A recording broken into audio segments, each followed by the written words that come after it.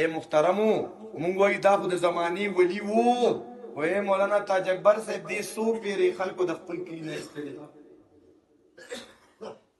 د دغه استقبال دته دغه خلکو راتګ دا به د ډیرو باطل پرستونه نه برداشت کېده رپوټونه به یې ورباندې وکړه دې به د کلي نه په هجرت باندې مجبوره کړه کله دې بیا واپس وطن ته راغلی دی بیا خلکو شړلی دی نو بیا راغلی یو پیره دې ډیر زیات مجبوره شو د کلي نه ووته خرطوم علاقې ته لاړو هلته کې خپلوانو کراو هلته خلک ورمات شو چې تاسو دا سړی دی راکړی دی د ده خو ګورې د وخت بادشاه خلاف دی دا دي د الله ته سوال وکړو چې ربه زه خو ډېر زیات ستړي شوم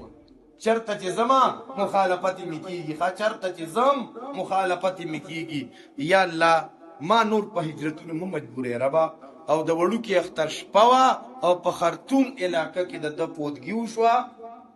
او بیا سهار ته د اختر په ورځ باندې دی دفن شوې دی جنازې شوې ده